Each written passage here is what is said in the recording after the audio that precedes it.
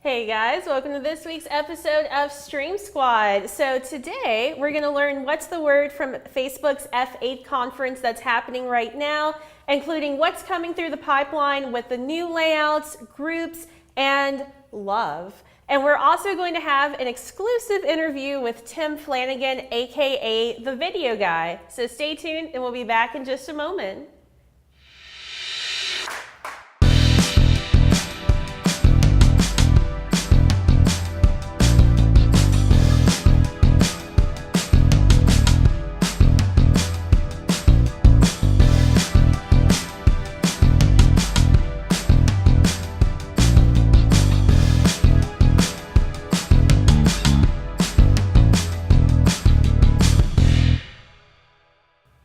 Hey everyone, welcome.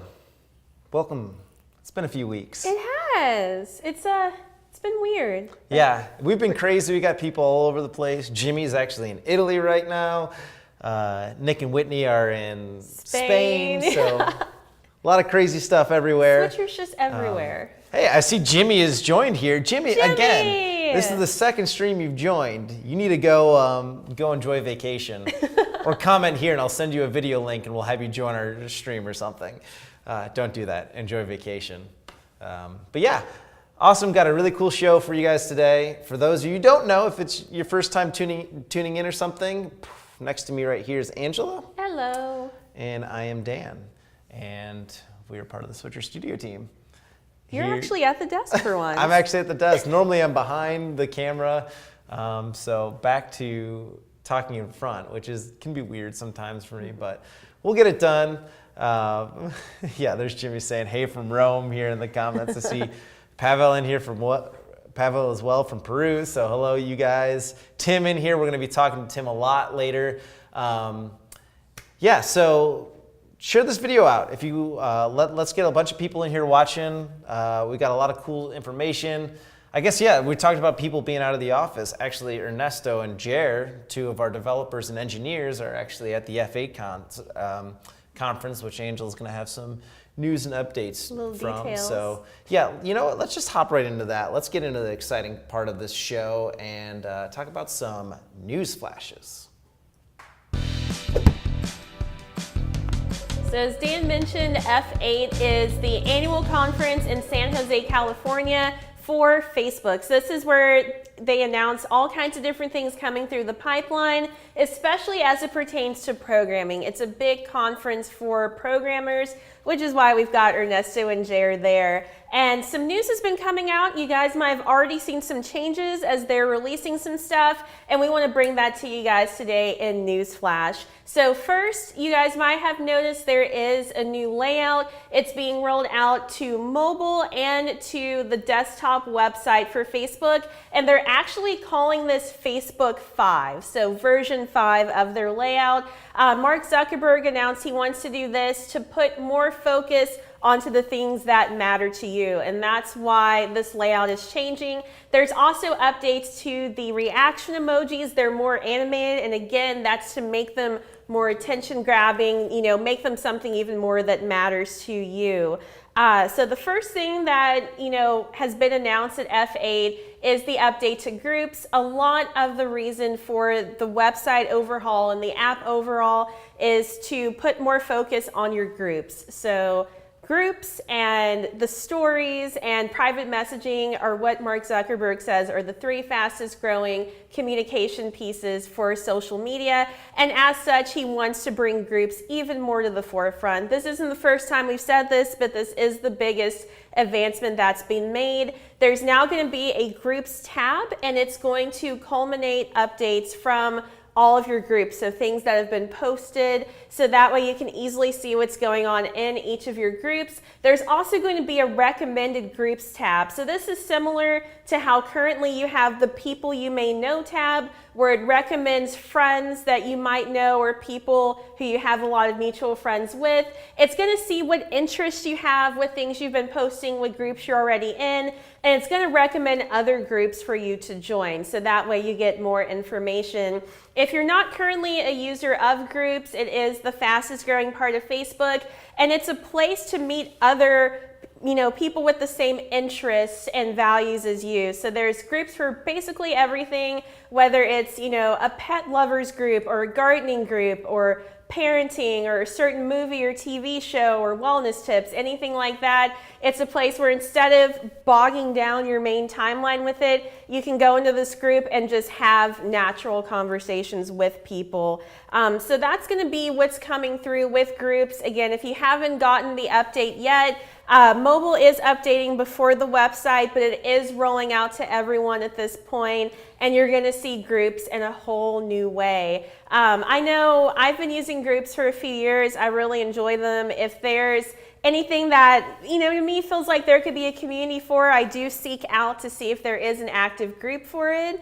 Dan, what about you? Are you big into groups? Yeah, I love the groups. From everything. We have a group. So. Yeah, we got the Switcher Studio Enthusiasts, which is a great place. We'll get more into that and all this other stuff later. But yeah, it's interesting how we're on version 5 now of Facebook. I remember signing a petition to have it come to Bellarmine because it was just universities back in, 05 when I started college. And yeah, we got it on campus and it was just with the university. Now it's grown to be this huge thing. And it seems like the way I communicate or the way I connect most with people now is through Facebook groups.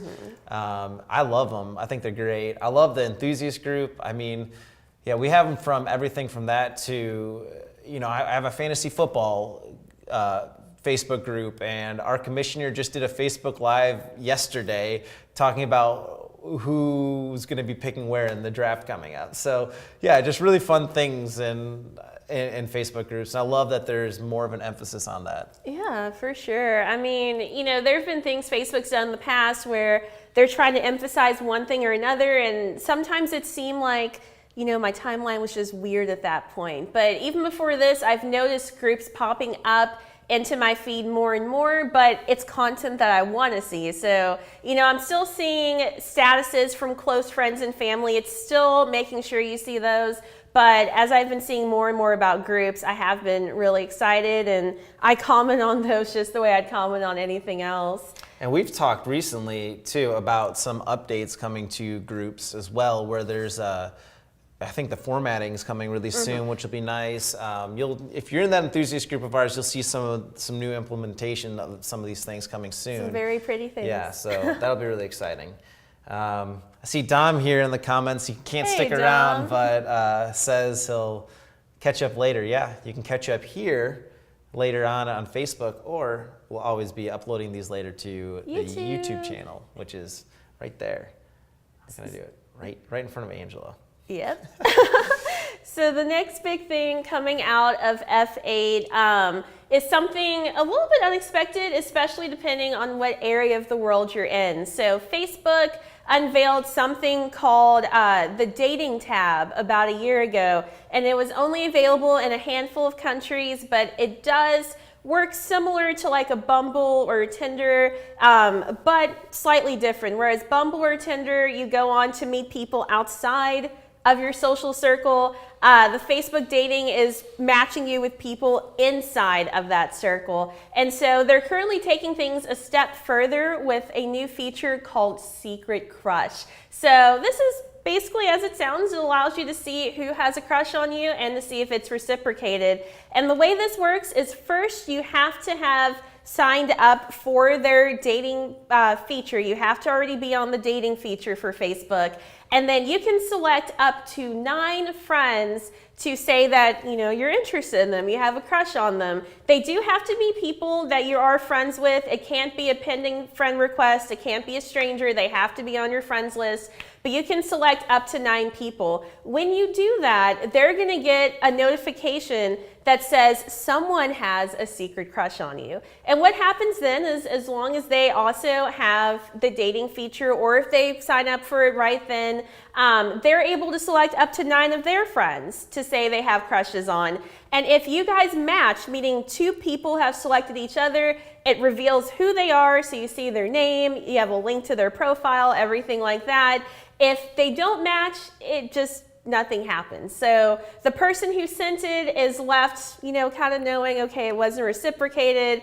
And the person who got the request is stuck wondering, who was this? They don't find out at that point because they didn't match.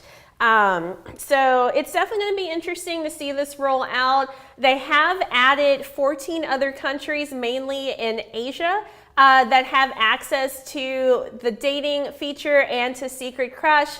Ironically, even though Facebook is headquartered in the United States does not have access to dating or Secret Crush. So if that changes, we'll let you guys know so that way you guys can test that out. This is an interesting one. I think I hadn't heard much about it until Angela was talking about it earlier today or this week. I was looking up some F8 news and I was like, wait, what? Yeah, so it's a cool idea. Apparently it's been out there for a little while, and hopefully people are finding love with it. Yeah, hopefully it works. Like, we hear about all these success stories from, eHarmony and Tinder and OkCupid. Maybe there's going to be like a reality show for Facebook success stories soon. Yeah, who knows? Going back, I'm going to switch gears here really quick. I see someone in the comments here, John Stamper says, that table looks familiar. I guess we'll give a bonus made with a switcher. For those of you who haven't seen it, Chris Carson and John Stamper were in studio Friday from 9 a.m. to 6 p.m. I guess. It was 9 straight hours they were live. Long day. John did get lunch delivered and didn't eat it until afterwards, so he was a trooper. He made it through all day. It was a really cool event. John, if you have a link to either that video or it was for oral cancer awareness and helping create funds for that. John, if you have a link and you're still watching this, go ahead and put that in the comments here and let people see that video and know more information about that. Yeah, that was a really cool event. Should we switch gears? I think we should. All right. I'm using a different iPad, I realize right now, and I don't have the switch it up segment video, so we're just going to switch it up and just jump right into it right now. Switch. Yeah, so this next one is, double parter. We always like to do a hashtag made with Switcher here on the show and show off a video of something being made with Switcher. And I'm going to showcase Tim Flannagan, who's watching here with us right now. I see him in the comments shouting out some people like Hot Rock I see here and Big Ron as well. Hey, guys. So, yeah, shout out to those guys, those users as well. But I sat down with Tim yesterday and did a video. We weren't sure if he was going to be able to join us live with us today. But he is here, which is awesome to see. But I sat down and had a conversation with him about his journey on live video, where he got started, and just spotlight some of the stuff he does. So he sent some things along, and let me switch gears here on my computer, and I'll do a picture-in-picture and show you. We'll play. So this is live on Facebook. So this is a bowling stream he did, and he talks a little bit about this in that interview that we're going to be showing here in a little bit. But yeah, this is a cool production that he did where he had multiple cameras, a couple different angles. I really like this part in it because I don't want to spoil it, but I think this is probably a pretty tough shot. I'm also not very good at bowling, so I wouldn't know. But yeah, he's got commentary on this. He's using graphics. There's like a kind of zoomed in shot of that. Awesome. Of that, yeah. So really like this video that Tim was able to share with us, and he does talk about that a lot in there, or not a lot, but some in our conversation. I don't want to get too much into it and give too much away on that. But yeah, I guess before we hop in there, let's just go to the comments one more time. I see John did join or put the link out there so people can see. Yeah, thanks, John. Yeah, so that's another great example of Switcher being used with the video chat. But yeah, Tim, before we get into it, I want to thank you for taking the time out and talking with us. I thought it was a really fun interview. And we joked saying since we recorded it and we didn't do it live, I'd be able to chop it up. But I mean, the whole thing was really good. So it's about a 15-minute interview that we had with Tim that we'll get into in here in a second. Before we do that, back to the industry news. If you guys saw something that you wanted to see, or you saw something in the news that we didn't get to, please put in the comments and let's keep that conversation going and rolling. We'd be happy to talk about that maybe next week on the show. We'll also have Ernesto and Jared, who were at F8, back in the office next week. So maybe we'll have them on or something. Info, yeah. And get the firsthand experience for what was going on there. Yeah. I also see Lynette Jewell in the comments. We've been talking with her a little bit in support, so nice to see you as well, Lynette. Yeah, awesome. Yeah, usually if you're talking to support, it's us. It's one of us. So, yeah, I guess I'm stalling right now. I just want to say, like, this is about a 15-minute interview. We'll probably just sign off right after that. So, you know, if you're watching this afterwards on YouTube, consider subscribing to that channel. It'll help us out. We always put out awesome content there, helping everyone make live video content. We also do have the blog. If you want to join that, it's switcherstudio.com/blog. And we do things like these featured users. We put out their content on there. Some we do just live video strategy and help people get started making video, even if it's just, you know, getting out and recording for the first time, not even doing something live. So that's another great place to check out. But enough of us. Let's hop in. I'm going to throw to myself, who's going to introduce Tim Flannagan.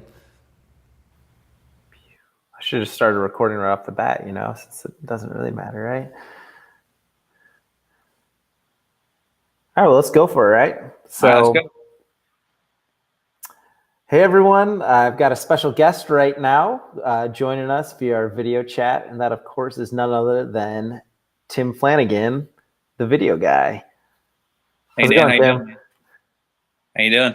Oh, pretty good, pretty good. Thanks for having me on, man. I appreciate it. Yeah, absolutely. This has been something we've wanted to do for a while, is bring you on. You're always commenting on the stream.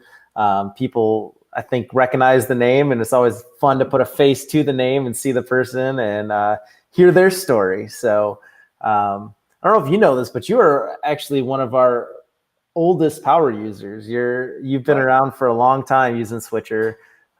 We think that's really cool, and I'd love to hear your process, how you're setting up for streams, because I also think your story and seeing where you started out and now you're bringing out the Nighthawk, you've got your own setup and everything, is really cool, and it's a cool how it's kind of evolved. So yeah, I don't know. Let's maybe start with how you got into video, why you're doing live video right now.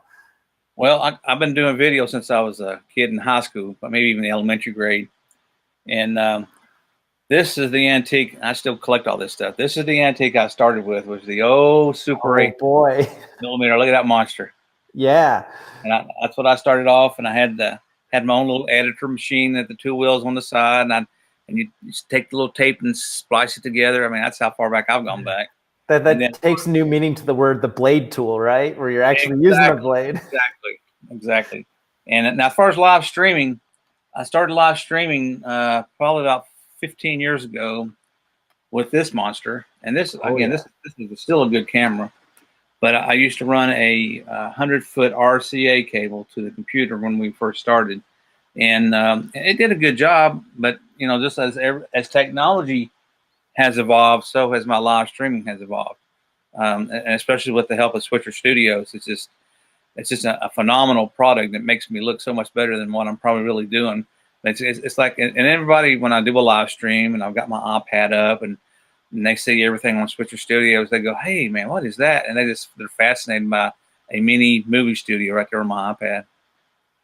Yeah, no, that is definitely one of the things. You're bringing me back to seeing that stuff. Some of the first live streams I did were to similar Panasonics. I think ours were running on SD cards, thankfully, for backup, but they're running into FireWire. Yep, that's it. Yep. Yeah, FireWire RCA capture card, and then we were running into a bus, and then into a MacBook, and that's some of the earliest streams we did. So that's pretty cool. Yeah, it's amazing how far we've come. Mm-hmm. And now we're doing it with something like this. Yep, and, you know, all the money that I make in my business, I put right back into it. So I just recently bought, finally updated my audio to where it sounds, sounds professional and it's predictable. Bought a new iPhone so I can keep the quality of my videos even better now. So you've got to stay with the technology You don't have to get the most expensive. I have learned that, but you still want to get as the best that you can afford in the budget that you have.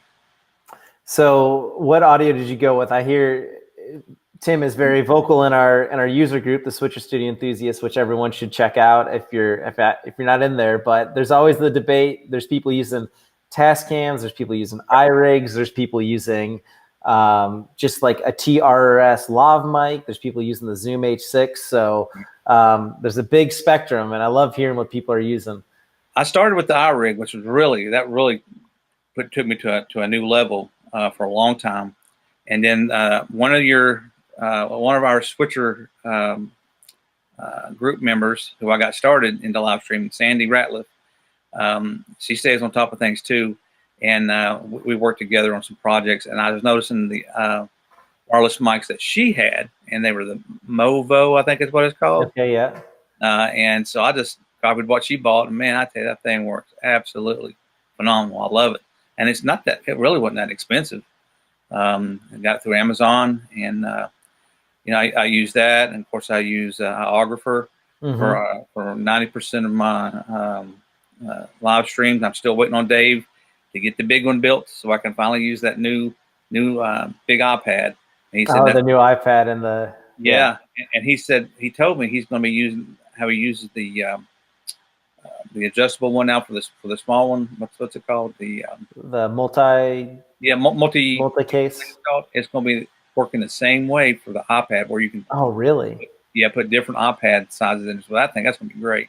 I said, put me down as soon as you're ready. I hadn't heard about those. They're breaking news right now. I can't wait to see that. I mean, we've got the whole list of them up here, right here. Oh, you can't see them in the way, but yeah, that's the every iteration. I think we've had them from the minis to I think the first one we had was for an iPad 2, so with a little 30-pin plug-in.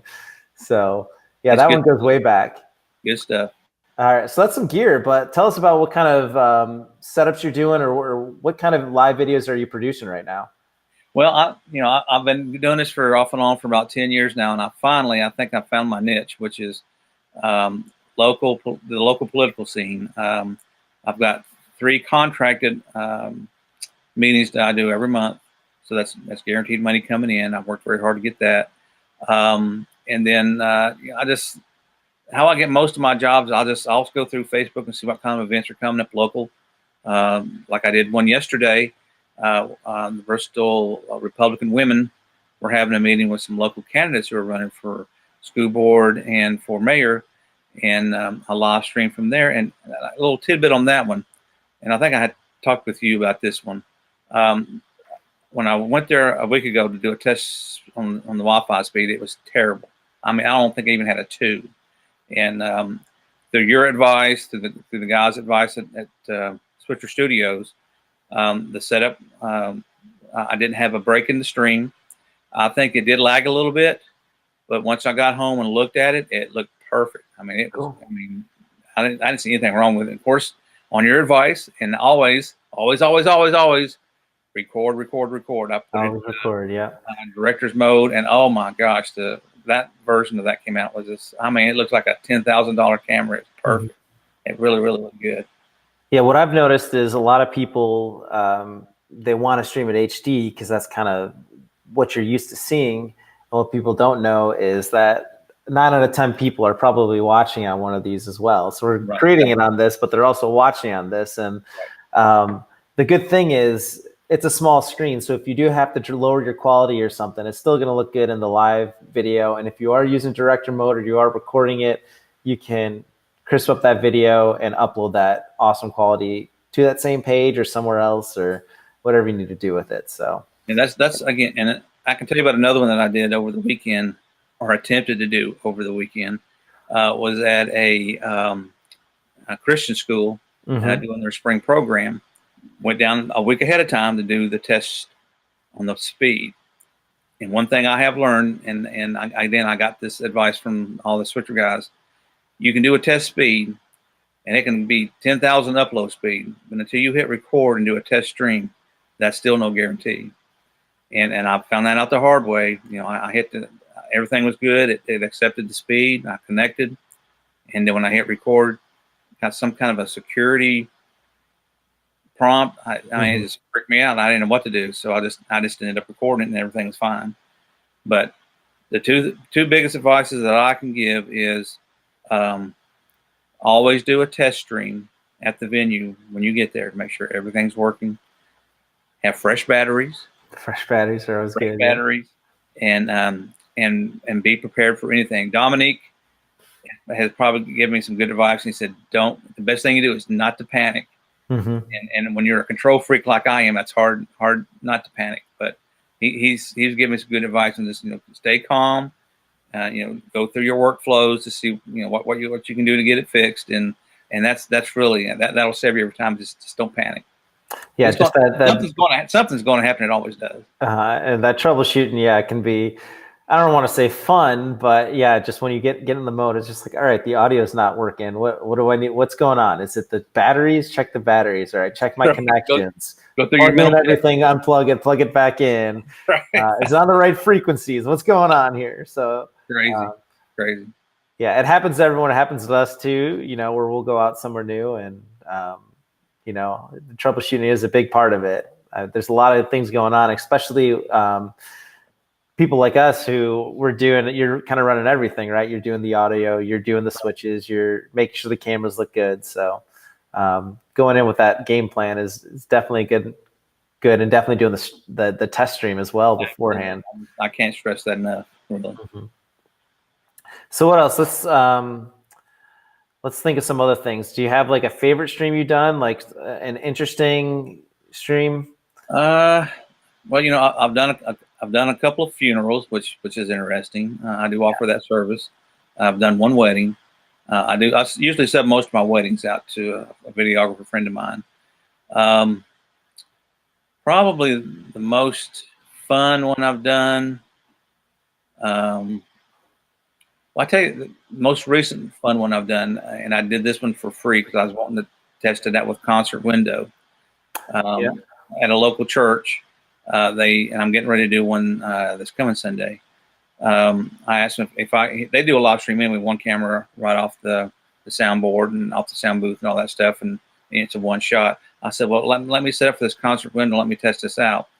So it was a 4-camera shoot, and he had this mood lighting, which I didn't really like, but it still came out okay.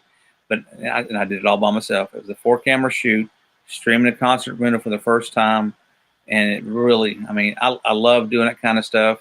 You're up top, and it's just like a movie. You cut here and you cut there, and you're trying to tell the story, and the emotion and everything. And that's the cool thing about Switcher. I'm a storyteller, and Switcher Studios allows me to tell the story. That's cool. One of our marketing guys, he talks about using Switcher. It's almost like playing an instrument or something, where you have to just tap along and switch with it. That's cool. So you used Concert Window recently. Did you because they do things where you can like allow tips and stuff like that. Is that right? Yeah, and I'm kind of disappointed in that. It didn't work out the way I really wanted it to. And I'm experimenting with pay-per-view. There's a couple of different sites that's prompted up that's probably going to be my next thing that I'm going to get into. Although I'm excited about this one. I'm getting ready to start in this summer. There's a bowl. I used to bowl years ago, ever and ever, forever, until I got sick and all this stuff. And at a local bowling alley, they're having a PBA, Professional Bowling Association Challenge League, where they put down certain conditions. So I got with the bowling alley manager, and I said, hey, let me live stream the league. It's only 12 weeks. So let me live stream the league, and I'm going to do it like Ray does his baseball games. I'm going to be like a commentary and all that cool stuff, and I'm going to have the owner of the lanes come up. It's going to be like an infomercial for the bowling center, as well as showing the people in the league. And it'll probably have 2 or 3 cameras set up. But what I'm trying to do, we were talking about sponsors. One of the guys who bowls in the league is sponsored by a national bowling ball company. So I'm going to try and get in touch with them and say, hey, I'm going to be live streaming this bowling league. Would you like to be the exclusive sponsor? I'll showcase your bowling ball, and they got commercials, and I can run all the pre-made commercials and all that kind of stuff during the bowling season. It's just 10 weeks. But I'm excited about getting that off the ground, and I'm going to try and make that work. That's going to be fun. Yeah, that's a really cool one. It's funny. It's fun to bring your 2 hobbies together, right? Have them combined, or even your business and your hobbies, I guess, Right. if you're doing Right. that. How about that? Do you have any advice for someone? I know people doing live video, we gave them some advice on doing a test stream and things like that. But how about someone trying to create their own business around doing live video? Do you have any advice for someone who's looking to start that?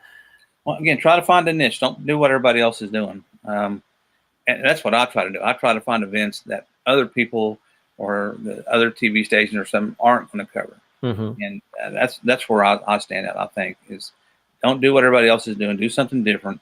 You know, you maybe have to do some freebies. You know, just to get your name out. Lord knows I've done enough of those, and still do some. But you know, you do that for the experience, and you do that for the name recognition to get your name out. But just be unique and be different. That's my best advice for that. Oh, that's awesome. I guess one last question then for you. So, Tim, you're in East Tennessee, right? That is correct. We're in Louisville, Kentucky. That's not too far, right? So when you come in to visit, it's not. I've told you guys before. I said you need to do a summit and invite all these guys. You know, I mean, and before we go, I want to thank some of the guys like Chris, Carson, all you guys at Switcher Studios, Ray, Dominique, and more recently the guys at W7 Productions. I had two really bad streams, and I was just feeling this really down. And I talked to them a day before yesterday, and they gave me a really good pep talk, and we talked about some issues on Wi-Fi and that kind of stuff. So you know, it helps. The Switcher Studio Enthusiast Group are the best people in the world. I know we a lot of times we get the same questions asked, but that's from people who are new and don't know. You know, and like I've said it before, we're all here to help each other. And without you guys and the ones that I mentioned, you know, it just would be sitting around going, "No, how do you do that? How do you do that? How do you do that?" Because I'm not an IT guy. I've said that 100 times. I'm a content creator, so I'm learning as I go.